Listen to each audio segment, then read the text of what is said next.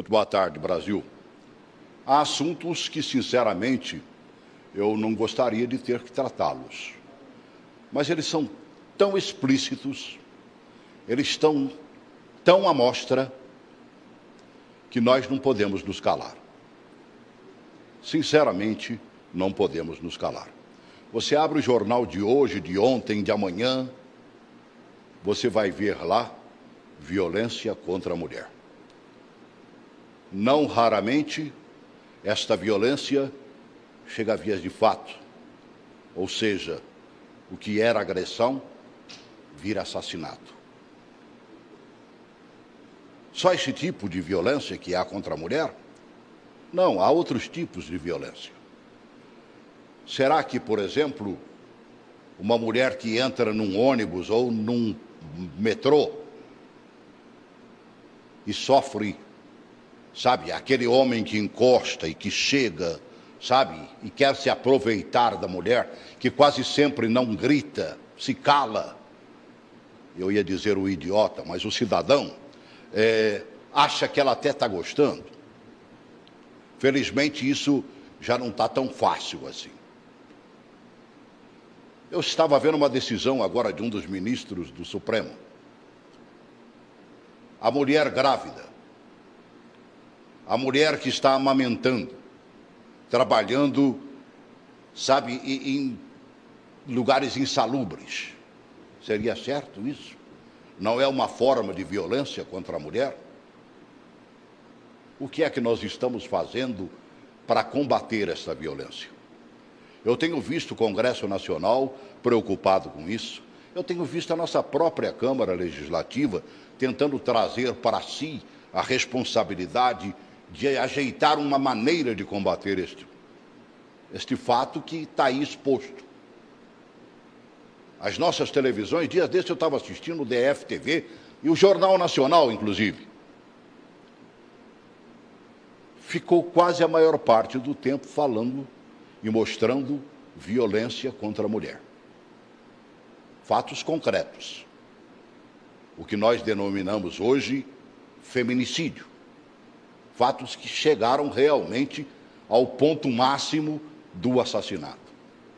O programa de hoje eu acho que vai buscar, além de falar da violência propriamente dita, será que a gente está fazendo realmente o que pode? Será que as autoridades estão verdadeiramente preocupadas com isso? Onde é que nós vamos chegar? É este o caminho que nós queremos tomar no programa de hoje, e para isso eu estou contando com a participação de duas convidadas. A Liliane Souza, psicóloga clínica, pesquisadora no programa de pós-graduação em Psicologia Clínica e Cultura na nossa gloriosa Universidade de Brasília, estuda psicologia social, violência de gênero com foco em homens agressores. Seja bem-vindo ao nosso programa. Muito boa tarde. Muito obrigada pelo convite, primeiramente, pela participação. É muito importante a gente falar sobre isso. Tá bem. Seja sempre bem-vinda, viu? Também estou contando com a participação hoje da advogada Lídia Benjamin, advogada especialista em análise política e relações institucionais e direito de família. Atuou em organizações da sociedade civil voltada para os direitos das mulheres. Uma boa tarde. Seja bem-vinda. Muito obrigada. Partindo desse princípio, né? Onde é que estão os verdadeiros direitos das mulheres? Eles estão expostos na nossa lei ou eles precisam ser mudados e a lei deverá ser efetivamente mudada? Bom, primeiramente, para se ter uma análise desse questionamento, nós temos que partir de duas premissas: as nossas obrigações, os nossos deveres, os nossos direitos. O que é garantido à mulher e o que é a proteção que ela abarca nessa situação, nesse cenário legal que temos aqui. Então, quando você analisa sobre os dois enfoques, direitos e deveres, nós temos hoje desde a análise da nossa Constituição de 1988, com as políticas públicas e demais leis criadas em observância a se garantir o primado do princípio da equidade, em que todos são iguais, sem distinção de sexo e raça, que é o capítulo aí preservado na nossa Constituição como cláusula pétrea, nós temos um cenário legal em que se é percebido as garantias de direitos às mulheres, bem como a proteção especial a ela. Por exemplo, está tramitando agora no Congresso Nacional, já está no Senado, o projeto de lei 510 de 2019. Ele foi iniciado por um deputado do PSL do Rio de Janeiro e teve uma alteração na Câmara pela deputada Érica Cocai, em buscar uma alteração que vai implicar tanto na Lei Maria da Penha, quanto também no novo Código de Processo Civil, não tão novo assim, de 2015, Sim. Em que as vítimas de violência doméstica, quando elas estão no juizado de violência e combate à violência das mulheres, elas podem, naquele momento, avisadas pelo juiz, pelos servidores, de que há a possibilidade dela pedir o divórcio.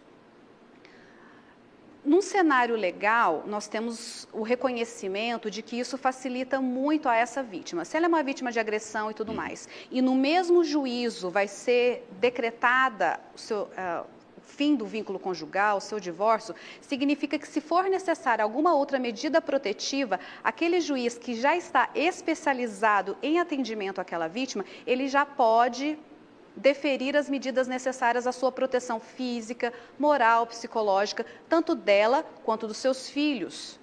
Isso facilita e humaniza ainda mais essa situação pela qual passa essa mulher num contexto de violência, né? A violência física, psicológica, ela atinge não só aquela vítima. Por ela ser a mãe, no caso, num contexto familiar, ela atinge também os filhos. Como os filhos veem a mãe? Como a mãe cria esses filhos? E nisso, a evolução de toda essa discussão. Então, é importante ela se sentir confortável de que o Estado, de certa maneira, seja pelas políticas públicas que vêm, pelos movimentos feministas, ele percebe que há um nicho ali a ser mais protegido, que há um nicho ali a ser mais bem conduzido para se trazer o quê? Um equilíbrio na nossa sociedade, uma equidade, que na verdade esse é o fim último. É eu ser respeitada por ser mulher, eu ter os meus direitos garantidos e os meus deveres também cumpridos por mim nessa ordem. Psicologicamente falando, né? Você vê a violência dentro de um lar. As crianças fazem parte desse contexto, no mínimo na visão, Sim. Quando não agredidas também. Isso é um caminho aberto para que essa violência permaneça e que no futuro esses filhos, por exemplo, sejam agressores? Sim, na verdade existem pesquisas, inclusive, que comprovam isso, né? Existe uma pesquisadora, que é a Schreiber, brasileira da USP, se eu não me engano, e ela fez uma pesquisa num centro de saúde, onde ela entrevistou cerca de 500 homens. 30% desses homens, eles relataram já ter presenciado, né, em suas casas, na infância ou em algum momento da vida, algum tipo de violência, né? Então, quando a gente é exposto cotidianamente a tipos de violência, o nosso nível de sensibilização do que é essa violência, ela é modificada. Então, e também passa a ser uma coisa natural. Exatamente, ela vai sendo naturalizada.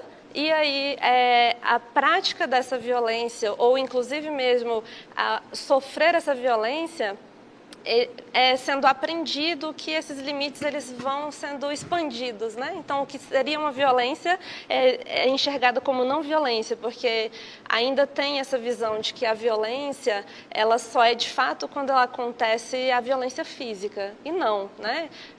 A violência ela é instrumental, então ela precisa de outros mecanismos para chegar na violência física. Então, a violência psicológica, os xingamentos, pequenas humilhações, né? Culpa, até chegar de fato na violência física. Então, né, é um caminho para se chegar ali. Você está dizendo que da pequena agressão verbal pode-se chegar a um ápice de violência? Com certeza. Com certeza. Inclusive, a gente pode lembrar sobre o ciclo da violência, né, que é muito falado. No caso, em relação à violência contra a mulher. O homem, ele não começa assim, no primeiro dia de casamento, ele vai lá e dá um soco na mulher. Não é assim que funciona, né? Desde o namoro, há pequenos sinais e do casamento até chegar nisso. Então, é um controle do celular, uma fiscalização, né, de querer ver com quem você está falando, com quem você está mandando mensagem, aonde você vai, que hora você chega, precisa dessa informação constante. Isso é uma forma de violência, é uma vigilância. E aí, né, nossa, mas você vai sair vestida com essa roupa, né? E aí, pequenas coisas. E aí, não, mas você está muito esquisito. Nossa, essa roupa, essa maquiagem é muito forte, está parecendo outra coisa. E aí, né, vai caminhando até chegar no empurrão, né, até chegar em colocar culpa. Ninguém vai te querer, você é muito feia, você não presta para nada, né? E aí, até chegar realmente na violência física e, infelizmente, muitas vezes no feminicídio. Os dados são terríveis, né? Eu estava vendo dados da ONG Fórum Brasileiro de Segurança Pública, né, mostrando, inclusive, que diversas iniciativas já foram anunciadas para tentar coibir essa violência de gênero no Brasil. Né? País, o nosso Brasil, em que mais de 1.600.000 mulheres foram espancadas ou sofreram tentativas de estrangulamento. Isto em 12 meses. Bota essa matéria aí, por favor. Em um país em que são registrados todos os dias mais de 600 casos de lesão corporal contra uma mulher, a preocupação com a violência de gênero é crescente. E algumas instituições estão criando mecanismos para combater o problema, afetando o lado profissional dos possíveis agressores.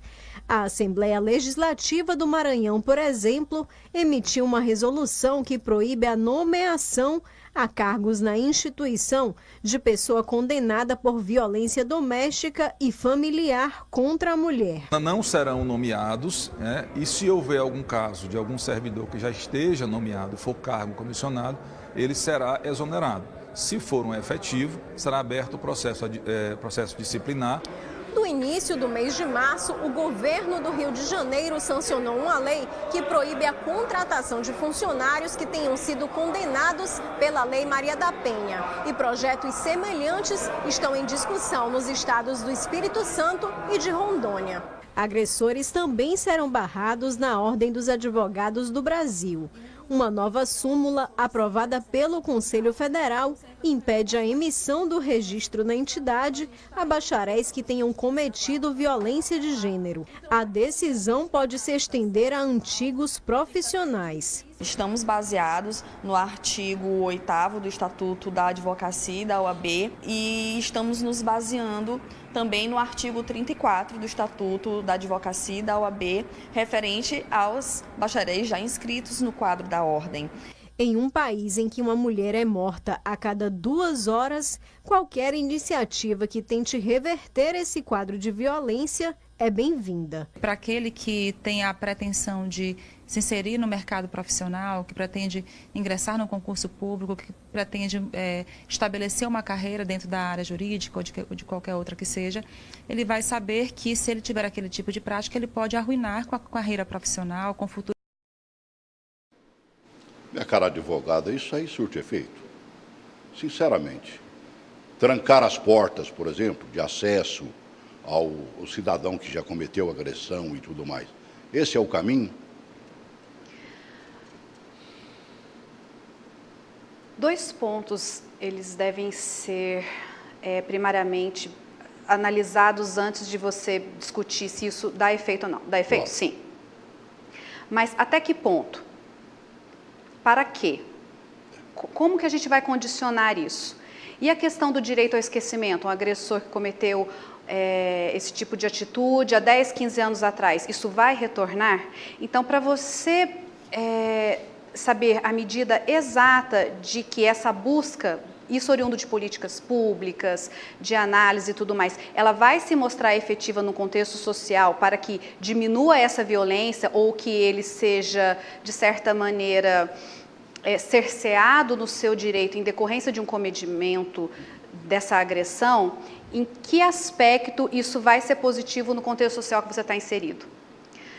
É uma discussão que a gente pode partir da seguinte premissa: talvez para aquele cidadão não surta o efeito. Surta o efeito para os demais que veem essa situação. É igual a pessoa que fuma, né? A propaganda contra o tabagismo, ela tem muito mais efeito em quem ainda não é usuário. Isso evita, é para isso que você tem. Então, talvez essa política siga esse mesmo preceito, ela seja melhor para aquele que está de fora, olhando aquele cenário, olhando aquela situação que vai começar a existir agora nas OABs, como nós vimos aí nas reportagens, em algumas prefeituras, em alguns municípios pelo Brasil. Nesse caso, eu até diria que ela teria um efeito pedagógico, né? Porque é se ensinar socialmente que determinados tipos de comportamento não são permitidos e que esses comportamentos eles vão ter algum tipo de retaliação. E é muito importante porque isso traz um debate que a gente precisa falar sobre os homens, a gente precisa falar sobre o modelo de masculinidade adoecida, esse modelo tóxico que produz essas violências contra as mulheres, né? Então, quando a gente fala que a violência contra a mulher, né, é importante ser falada, ela é importante sim a gente tratar da vítima de serviços, né, fornecidos pelo governo para dar esse respaldo de proteção a essa mulher? Sim, mas a gente precisa pensar também, e os homens, que é quem pratica essa violência, né? O que está sendo feito para eles? Boa pergunta, você tem a resposta? Então, quando a gente fala de políticas públicas, existem ainda poucas. Então, se a gente pegar a Lei Maria da Penha, né, que é do ano de 2006, somente 3 artigos dela contemplam algum serviço voltados para esses homens autores de violência. E esses artigos, eles são um pouco incipientes. Em que sentido? 2 deles falam que será oferecido atendimentos para as mulheres, para a família, incluindo os agressores. Então, ele entra ali como uma parte desse serviço. E o outro artigo que fala que ficará a cargo do juiz decidir se esse homem é preciso ou não. Então, veja bem, a Lei Maria da Penha, apesar dos avanços que ela traz, ela ainda não conseguiu abranger a importância que é também falar sobre esses homens e lidar com esses homens para que essa violência não seja cometida novamente. Agora, a gente quase não ouve falar de um trabalho efetivo junto ao homem, o agressor. É verdade. Rarissimamente. Já vi aqui em Brasília, inclusive, já havia algum comportamento, uma busca psicológica para que haja um entendimento e acabou até surtindo efeito entre alguns deles. Esse não seria o verdadeiro caminho, não? Porque que me adianta afastar a mulher agredida, dar a ela um divórcio, se o agressor, quanto mais abandonado ele se sente, mais reativo, né? Eu costumo dizer... mais ele parte para cima e chega a vias que a gente não gostaria de ver. É verdade. Eu costumo dizer que é como se a gente estivesse enxugando gelo, né? Porque quando a gente pensa e se fala muito sobre a violência contra a mulher e a mulher como vítima, a gente está enxugando gelo em que sentido? Que é uma violência que já foi cometida, né? Então, a gente está ali tratando de algo que já aconteceu. Mas o que está sendo feito para que essas violências não haja reincidência, né? Não seja cometida novamente?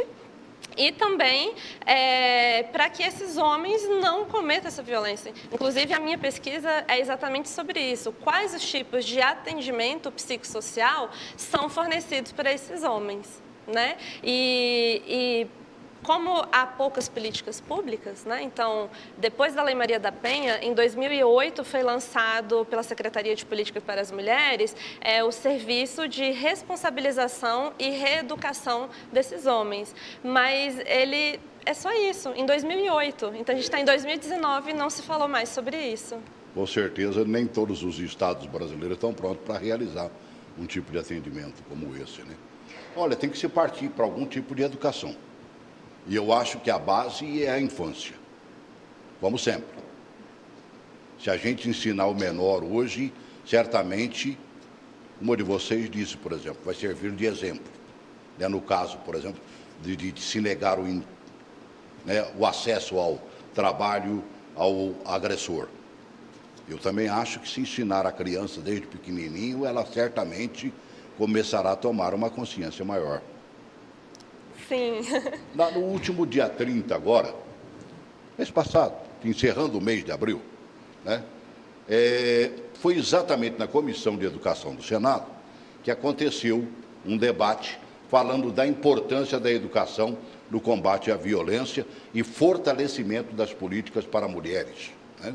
Temas dessa audiência pública, vale a pena a gente constatar o que aconteceu lá. Coloca aí, por favor.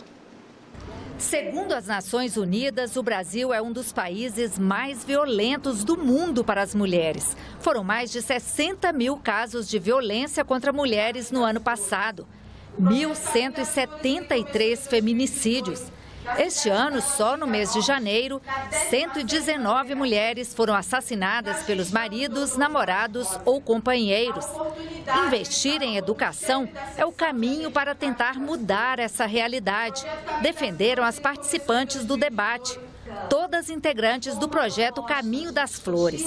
Criado no ano passado, o projeto é uma parceria da Polícia Civil com a comunidade, em atividades de apoio a mulheres vítimas de violência no Distrito Federal. Projeto que começa no dia 8 de março, que é o Dia Internacional da Mulher, e termina no dia 30 de abril, que é o Dia Nacional da Mulher, trabalhando em várias atividades, tanto de proteção como de fortalecimento de visibilidade de espaços de poder das mulheres. Então, a parte de proteção é feita pelos órgãos de segurança pública, em especial a Polícia Civil. E a parte de valorização da mulher é feita pelos nossos parceiros sociais, onde cada parceiro, senador, entrega um produto social para a sua comunidade. Hoje, quando uma vítima de tentativa de feminicídio chega à nossa delegacia, o olhar tem que ser diferente. O olhar é como a doutora Lúcia Bessa, ano passado, bem disse. O olhar deve ser de solidariedade, de sororidade, um olhar onde uma mulher vai dar força, vai dar apoio para outra e não vai julgar. Não dá para falar em políticas públicas para as mulheres sem falar de mudança de mentalidade. Também ressaltaram elas. A Lei Maria da Penha prevê, entre outras ações, a promoção e a realização de campanhas educativas de prevenção à violência doméstica e familiar contra a mulher, voltadas para o público escolar e para a sociedade em geral, e a difusão desta lei e dos instrumentos de proteção aos direitos humanos das mulheres. Eu venho acompanhando esse projeto maravilhoso, Caminho das Flores, né? Mais intensamente esse ano, e infelizmente eu acabei de ser vítima também de violência doméstica. Vi um grande amor gritar dentro de mim, como eu sonhei um dia. All the leaves are brown and the sky is gray. Dessa matéria, o que eu achei mais importante foi exatamente a necessidade de se educar o pequeno. E aí? Quando você educa a criança, você cria o homem, né? Então, é muito importante voltarmos mesmo para o cerne da questão. A questão do contexto em que essa criança está inserida, a questão escolar, a questão de educação, isso é extremamente importante. E quando a gente se depara com esses vídeos, que isso reforça esse comportamento, se nós formos pegar durante a história do Brasil, a história das constituições brasileiras, todas as discussões envolvendo a questão da mulher, a questão da educação, é tão evidente a nossa evolução, apesar de ainda ter muita coisa para acontecer, que veja, na década de 70 e tudo mais, que tem a lei do divórcio, 1977, e aí você tem umas figuras como Leila Diniz, conseguindo separar a questão da família, do sexo e do amor, que na época foi uma discussão que trazia uma comoção nacional de rejeição, muito de apoio, e nós estamos num contexto discutindo outras coisas da mesma forma. Que eu vivi bem esse momento. Exatamente. Então, hoje também você fala de questão de políticas públicas, de Lei Maria da Penha, dessa organização, e há também os movimentos que, da mesma maneira que na década de 70 houveram aquelas críticas e tudo mais, hoje tem. Então, você também percebe que no nosso contexto de iniciativas públicas para se cuidar dessa seara da nossa sociedade, dessa faixa da nossa sociedade, que é complexa, temos também o outro lado dos argumentos contrários até. Então, eu acho que a base da educação, tanto para essas pessoas quanto para nós, para as crianças, é o quê? É educação, é politização. E nada melhor do que desde a infância você poder ter acesso a esse tipo de formação, ter profissionais preparados para dar esse suporte para a criança, da maneira com que ela perceba que nós temos algo muito maior do que somente as questões que você passa dentro da sua casa, que há assim, uma comunidade que anseia por uma melhora nas condições de todos os envolvidos. Uma colocação que eu não posso deixar, você emenda e fala o que você queria, mas eu não posso deixar de botar esse bedelhozinho aqui, Liliane. Educação, caminho. Nós sabemos disso, mas não fazemos isso. Nós somos muito mais críticos das coisas que acontecem e muitas vezes eu ouço, por exemplo, a culpabilidade caindo até sobre a mulher. Ela procurou isso, ela queria isso. São maldosos, são terríveis. Nós não temos que vencer esse ranço, porque é um verdadeiro ranço isso. Como é que a gente vai fazer se a criança já vive esse ranço dentro de casa? Então, eu acho que a matéria traz isso um pouco do que a Lídia falou, né? Que é a importância dessa educação e reeducação. Eu acho que a gente não pode pensar somente nas crianças, na escola. É óbvio que é importante porque a escola é o lugar onde se aprende como conviver em sociedade, né? Então, é ali que a gente vai aprender esse funcionamento. Mas existe uma série de homens e mulheres que estão aí no mundo e que precisam também ser reeducados. Então, o que eu trago, que eu acho que é muito importante, é que é um fenômeno que ele é histórico, é um fenômeno cultural de uma sociedade machista, de uma sociedade que entende ainda, mesmo que simbolicamente, apesar de existirem leis, políticas públicas, de que a mulher é propriedade do homem, de que o homem é superior à mulher, de que o homem ocupa lugares de privilégio. E é exatamente essa mentalidade que precisa ser mudada. Porque enquanto a gente não falar que essa posição, né, de opressão que os homens colocam as mulheres não mudar, a gente não vai conseguir avançar com a velocidade que a gente gostaria. Então, é importante a conscientização, a responsabilização e a participação desses homens nesse processo de mudança, nesse processo de equidade. Agora, os números nos apavoram. Sim. Quando você fala, por exemplo, e aquela primeira matéria que nós colocamos, fala em 1.600.000 mulheres espancadas ou tentativas de estrangulamento, quer dizer, não se contou o número de feminicídios aí. Aumentou o número, será, de mulheres agredidas? Ou é porque a mulher hoje está botando a boca no trombone, o que ela não fazia antes, até porque ela não tinha sequer uma porta aberta para isso? O advento da delegacia da mulher, acho que, inclusive, você como advogada, sabe que deve ter melhorado muitíssimo para que a mulher trouxesse à baila o que estava acontecendo com ela. Exatamente.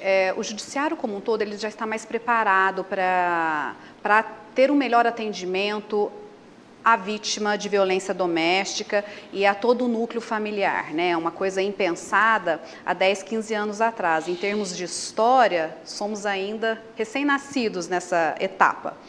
Então, o judiciário, nesse ponto, está preparado. Nós temos advogados especializados nessa área, que é uma área que envolve não só o profissional que vai estar lá combativo dentro do judiciário, mas também psicólogos, essa questão social que envolve. Ela é muito complexa, né? Então, hoje, nós temos um cenário de discussão e de trabalho que ele não envolve só a garantia do direito àquela mulher, do direito dela ter o divórcio, os bens, a pensão, o controle da sua vida, esse retorno. Você tem uma coisa muito mais ampla que é isso, que é o quê? O que é possível fazer? O que é possível trabalhar? Aonde nós devemos chegar para se ter uma sociedade em que a equidade ela seja tão garantida, que a utopia do que a gente busca, ela se concretize.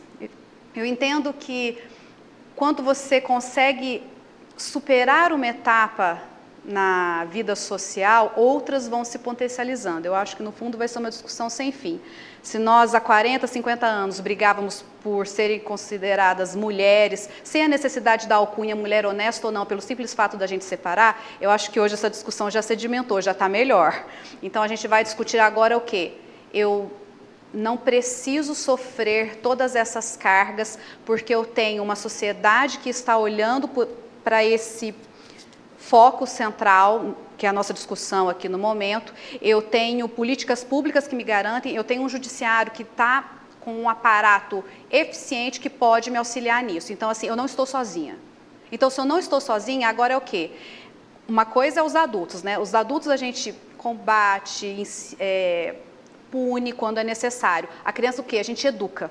Então, é um trabalho de acoplamento de todos nós, para que esse cenário ele seja um cenário muito melhor daqui a 20, 30 anos. Eu não trabalho pensando que o ano que vem eu já vou estar com esse problema solucionado. Eu trabalho, igual educar uma criança, não é? A gente não tem que chegar todo dia e falar, toma banho, faz isso.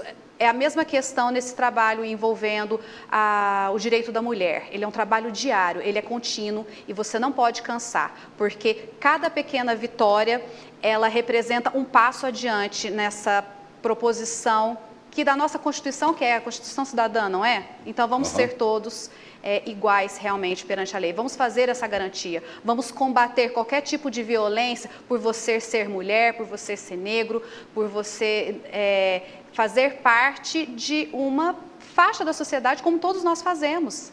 E é isso o que os direitos da mulher e as organizações, elas buscam, né? Elas terem esse parâmetro de uma proteção que todo mundo acha que é uma proteção maior, que vai além, mas não, que é a garantia daquilo para nos trazer essa equidade que buscamos todos nós da sociedade. Você que estuda, né, a violência, principalmente por parte, né, do agressor, neste foco, a divulgação desses casos, como nós temos visto aí, acontece um feminicídio, ele vai à baila e todo mundo dá cobertura, até porque virou assunto do momento, né?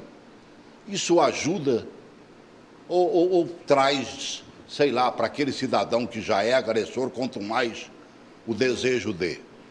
Então, como eu falei antes, quando a gente pensa que é um fenômeno histórico e cultural, se demora anos para se conseguir chegar aonde a gente está hoje. E da mesma forma, se demora anos para se mudar uma cultura. Né? Então, se a gente pensar que a Lei Maria da Penha é do ano de 2006, nós estamos em 2019, né? Então, são muitos anos depois e agora que as mulheres se sentem, né, empoderadas, protegidas, com ferramentas do Estado para poder falar sobre isso. E a gente tem a lei também do feminicídio de 2015, que também colocou em voga isso, do tipo, não é só a violência contra a mulher, isso pode ser fatal, isso pode levar uma pessoa à morte. Então, a rede de apoio dessa mulher é muito importante, porque muitas vezes ela não consegue sair desse ciclo de violência, mas pessoas que fazem parte ali do ciclo, da família, é um vizinho, é uma amiga, que vê ela naquela situação e consegue, né, fazer a denúncia, consegue auxiliá-la de alguma forma a romper com esse vínculo da violência. Então, eu acho que a importância é entender que isso é um processo. E os meios de comunicação, elas fazem parte disso. Os meios de comunicação, quanto mais se fala sobre isso, mais coloca em pauta no dia a dia, na rua, nas pessoas. Então, elas veem isso cotidianamente e entendem isso é um problema que precisa ser mudado. Os meios de comunicação, eles também têm um lugar pedagógico, né, de ensinar também socialmente. Hoje, com essa parafernália eletrônica que a gente tem na mão, né, a facilidade de comunicação é vapt-vupt, né? Aconteceu, está aqui, né? Choveu barbaramente em Brasília, né? E rapidamente espalharam pelas redes sociais, né? Os carros, né? Tendo com água quase que até o teto e tudo mais. Isso vai rápido. Isso pode ajudar neste trabalho hoje. Eu estava vendo, por exemplo, uns dados. Me pega o vídeo número 4 aí, por favor, né? A distância física entre vítima e agressor não é mais impedimento para possíveis atos de violência a serem cometidos contra mulheres. No Rio de Janeiro, onde o bicho pega, e a gente sabe, não é só no Rio de Janeiro, é no Brasil inteiro e no mundo inteiro. A Delegacia de Atendimento à Mulher registra um aumento expressivo de casos praticados por meio das redes sociais. Coloca aí, por favor. Insultos, humilhações e ameaças pela internet. Cada vez mais mulheres se transformam em vítimas de agressões no mundo virtual. Uma pesquisa do Fórum Brasileiro de Segurança Pública revelou que no ano passado, 8,2% das mulheres entrevistadas relataram ter recebido algum tipo de ofensa pela internet. Isso representa um aumento de 7 vezes em comparação com 2017. Quase sempre o agressor é uma pessoa conhecida. No caso desta mulher, que prefere não se identificar, foi o ex-namorado, que estava inconformado com o fim do relacionamento. Eu tenho nojo de você, você nunca vai conseguir ter ninguém na sua vida, você é horrível. Tudo pra me menosprezar, ele falava, me colocava o maior tipo de humilhação em palavras e gestos que ele pudesse. Apesar das agressões, ela não procurou a polícia. Eu não fiz nenhum tipo de denúncia porque eu achava que aquilo era passageiro. A delegada Fernanda Fernandes diz que não denunciar é um erro. Ela fala que a vítima deve guardar os textos com as agressões e sempre procurar a polícia. A vítima tem que usar a internet ao seu favor. Tem uma ameaça feita, printa antes que o agressor apague. Porque se ele apagar, ela perde a materialidade. Então, printa e traga pra gente. Geralmente, violência doméstica, os crimes são praticados entre 4 paredes. Com a internet, isso acaba trazendo um ponto favorável para a vítima. Advogada, isso ajuda. Eu fico imaginando o seguinte, às vezes a mulher se diz agredida e não consegue provar esses tipos de agressão. Por exemplo, se há uma agressão moral, aquela agressão, né, de boca realmente. Agora, pelas redes sociais vai estar lá estampado. Isso poderia ajudar, juridicamente falando? Isso ajuda muitíssimo, porque esse tipo de comunicação, né, as mídias sociais, no modo geral, é como a gente fala hoje com os nossos amigos, com os nossos parentes, familiares, namorados, enfim, companheiros e companheiras e namoradas. Então, quando você toma esse cuidado de fazer o registro, de guardar todo tipo de agressão verbal que aquela pessoa está ali fazendo, ou uma ameaça, é importante você ter isso como prova, porque isso auxilia muito nas medidas protetivas quando você procura o auxílio do judiciário para que aquele agressor, aquela pessoa em potencial que pode vir a lhe fazer algum mal físico ou essa continuidade moral, ou às vezes, muitas delas, elas acabam um relacionamento e ele ainda insiste em retornar e tudo mais, isso auxilia o judiciário. Você dá, na verdade, mecanismos para que o judiciário, mediante aquelas provas, verifique que você é uma pessoa que precisa dessa proteção na urgência que se demonstrar com os documentos que você está trazendo. Então, é muito importante esse cuidado que toda vítima, nós todos, temos que ter em guardar essas conversas e vídeos e tudo mais. Há mais ou menos 2 meses atrás, apareceu um vídeo realmente de uma mulher, salvo engano, foi no estado do Goiás. Ela já sofria violência do namorado há um tempo e ela então decidiu fazer uma gravação, obviamente sem o conhecimento dele. Até isso vale também como uma forma e como um meio de prova, porque ela estava no vídeo, ela era vítima e ela utilizou isso no processo. Ela sofreu retaliação, mas por outro lado também ela conseguiu no judiciário uma medida protetiva para que aquela pessoa não estivesse mais no seu convívio social, né? Essa medida protetiva ela vale muitas vezes para quando você está no ambiente, aquela pessoa chega, quem tem que se retirar é ela. Quando você liga para a polícia, quem sai é ela. Uma colega sua, lá da UNB, né? Professora Cristina Castro Lucas, ela idealizou um projeto, né? E a Câmara Federal lançou agora no mês de abril, plataforma de inteligência artificial, que deram o nome de Glória, né, para coleta de dados segmentados e disseminar informação sobre violência doméstica. Tem meio que a ver com isso aí, comentado pela nossa advogada. Sim, se a gente pensar que a sociedade evoluiu, né, com a globalização, com a internet, o acesso aos meios de comunicação. A nossa vida hoje ela não existe sem as redes sociais, sem a internet, sem o celular, né? Então, isso é favorável também como uma forma de apoio para essas mulheres, né? Então, se você pensa hoje, a quantidade de casos que a gente não vê passando no jornal de mulheres que mostram hematomas, agressões que sofreram, e aí ela posta, né, com um texto relatando o que ela passou. E aí, através disso, outras pessoas vêm, ajudam a denunciar ou fazem o caso ter uma visibilidade maior para poder impactar as pessoas. Então, isso também é muito importante e tem uma força muito grande na sociedade que a gente vive hoje. A gente vê a busca está intensiva, né? A Câmara discutindo o assunto, o Senado debatendo o assunto. Sabe, eu não sei, uma de vocês falou, eu acho que a outra complementou, de que não é coisa para ontem, muito menos para amanhã, a solução do problema. Até onde a lei pode valer? Eu vejo, por exemplo, tem certos casos de agressão de 1 a 5 anos. Um bullying, por exemplo. Você pega, por exemplo, essa questão que eu citei no início do programa. A mulher entra dentro de um ônibus ou dentro de do metrô e ali sofre a famosa agressão do cidadão que não tem o que fazer na vida e fica bulinando a própria mulher. 1 a 5 anos, quer dizer, ele não será preso, será?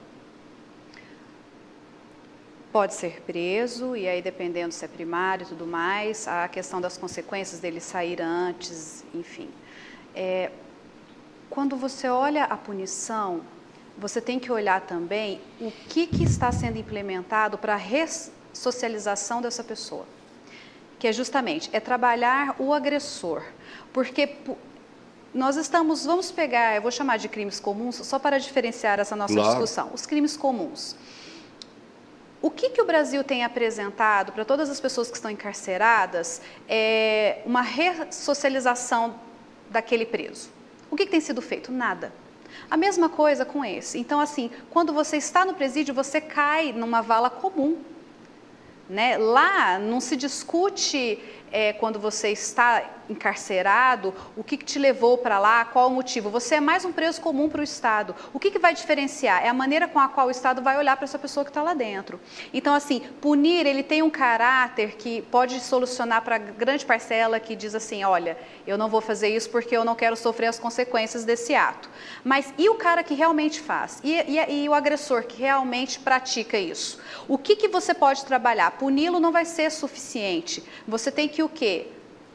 Ressocializá-lo. Como? Qual é a forma? Aí é que vem a questão das políticas públicas. Então, como dito anteriormente, é uma questão muito complexa. Ela envolve muitos atores da sociedade. Não é só o Estado prendendo, não é só a vítima também falando. É tudo isso e mais um pouco. O que é mais um pouco?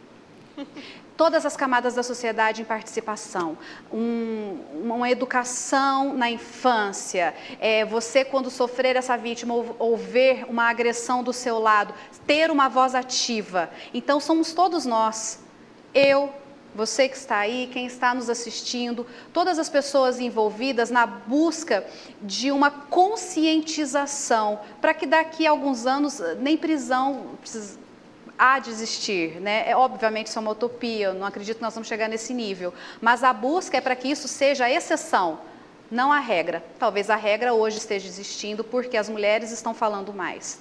Está tramitando, por exemplo, lá no Senado um projeto, né, um PLC, de 2018, né, em que dá, por exemplo, o afastamento imediato do agressor do local de convivência com a mulher agredida.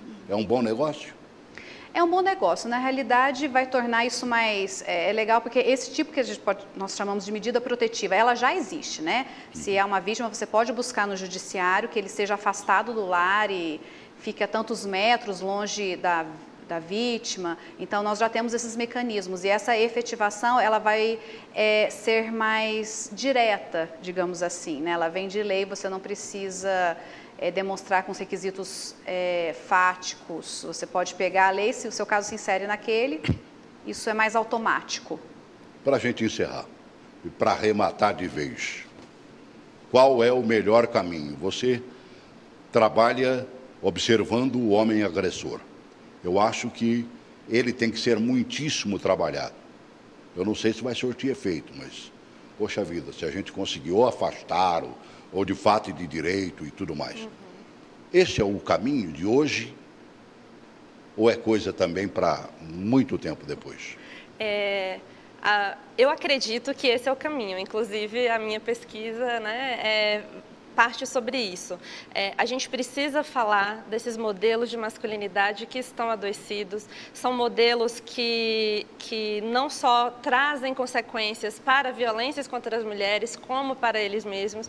E esse processo de conscientização, de responsabilização e de incluir os homens nesse debate, ele realmente tem sido um processo muito lento e muito difícil. Então, homens, vocês precisam, né, entender que essa forma de masculinidade que se diz hoje como natural é uma forma que traz consequências tanto para vocês, porque o índice de violência contra os próprios homens já é enorme, contra as mulheres é enorme, e eu, por exemplo, fiz atendimentos, né, a homens autores de violência, de pedofilia, de estupro, de violência contra a mulher, e é uma dificuldade muito grande deles reconhecerem que aquilo que eles fizeram é errado, aquilo que eles fizeram foi uma violência, porque eles ainda entendem que a mulher é uma propriedade deles, ou que a mulher fez alguma coisa para merecer isso. Então, é exatamente essa mentalidade que precisa ser mudada nos próprios homens e na sociedade de forma geral. E isso a gente só consegue por meio da educação. Seja a educação na escola, para a gente ensinar as crianças e adolescentes novas formas de agir, ou os homens que já estão inseridos na sociedade. Eles precisam repensar esse modelo do que é dito que é masculinidade. Trabalhando com esses homens, você percebeu que a maioria não quer sequer...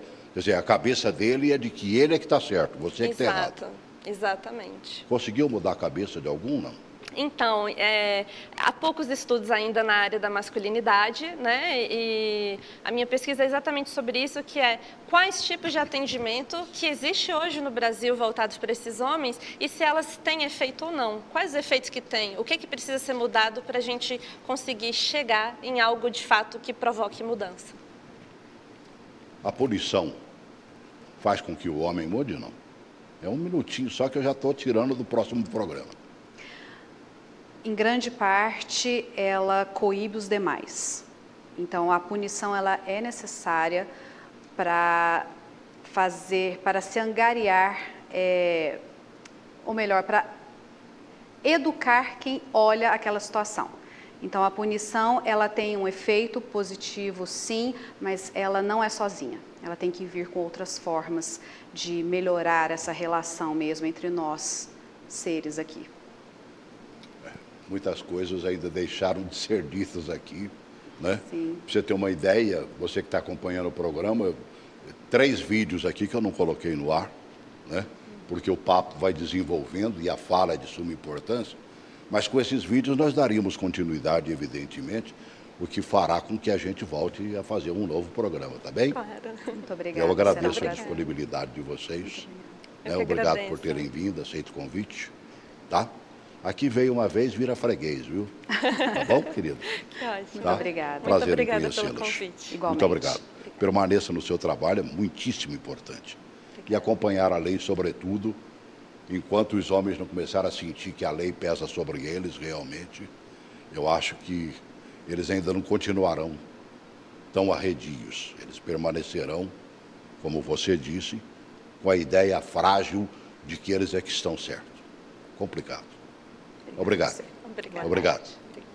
Gotinha d'água num oceano. Mas eu gosto dessa gotinha d'água. Nós estamos fazendo a nossa parte. Você está fazendo a sua?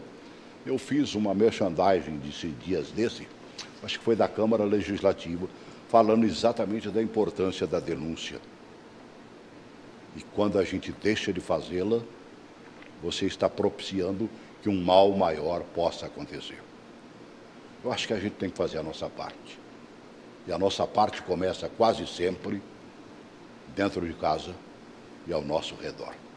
Você não precisa dar 2, 3 passos sem encontrar um tipo de violência, lamentavelmente. Façamos a nossa parte, ajudemos aquelas que são agredidas e busquemos o mais que a gente possa melhorar a situação. Grande abraço.